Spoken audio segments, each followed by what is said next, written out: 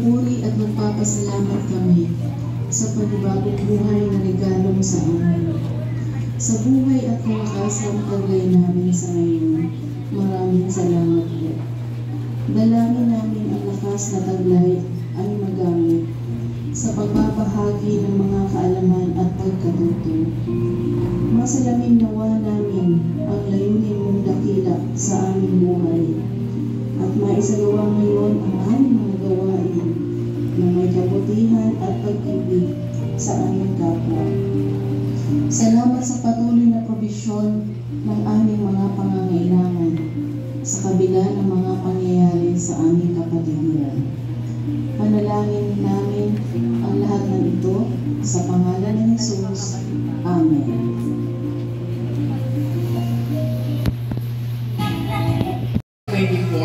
Na maiangat ang kamalayan ng mga mamamayang Pilipino ukol sa wika at kasaysayan nito. Maganyak ang mga mamamayang Pilipino na kahalagahan ang mga wika ng Pilipinas sa pamamagitan ng aktibong pakikilahok sa mga gawaing kaugnay ng buwan ng wikang pambansa. Ngayon naman, tayo ay makinig sa isang pambungad na pananalita mula sa ama ng ating salitang paaralan, Ginoong Fernando E. Zavala. A big round of applause.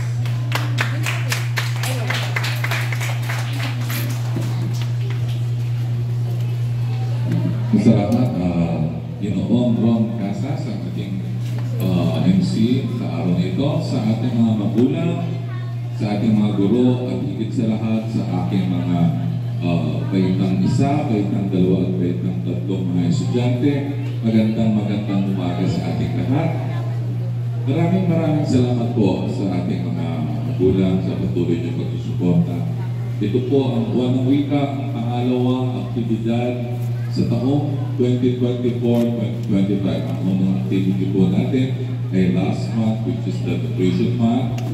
Ngayon po ay sa pagsisikap, sa pagtityaga, sa pagsusunod ng inyong mga anak sa kanilang mga guro, magkakaroon tayo ng ganitong presentasyon.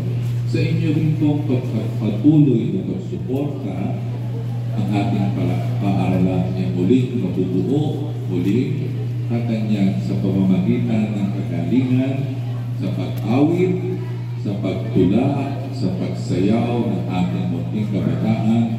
Nais kong tandaan ninyong lahat, sa bawat activity o contest man, meron talagang mga sinasabi nating nagwawagi at merong hindi nagwawagi.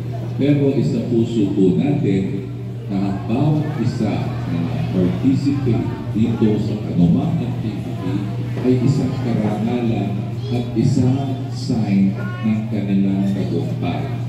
Kung bawat kabataan ay matututong tumanggap ng panalo at pagkatalo, doon siya magsisikap upang muli siyang bumangon kada hakbang ng kanyang pupuntahan. Sa inyo rin po ang mga mahal na magulang, lumipas na po ang maraming taon. Hanggang ngayon, kayo po ay aming nakikita sa aming mga guro na patuloy ang pagmamahal sa ating mga kabataan. Muli po ang Montessori de Casablanca Elementary School of San Pedro ay taus-pusong nagpapasalamat sa patuloy ninyong pagtitiwala. Ipagpatuloy natin ito, hindi po dahil kami ang namamahala, ngunit dahil kami ay isa sa kabahagi sa kaunlaran ng inyong mga anak. At alam namin ng inyong mga guro, iisa lang ang pangarap natin sa ating kabataan, ang maging matagumpay sa kanilang pagtutungo. Muli po, andyan po si Teacher Blanca, ang aking masisipag, ganda at mababait na guro. Ako po si Sir Boyd Zavala, muli humihingi ng magandang umaga sa ating lahat. Sana po ma-enjoy natin ang presentation. Thank you.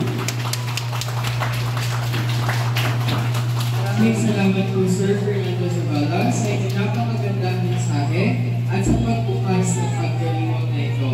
So, umpisahan po natin ang pagdiriwang ng ating dance presentation.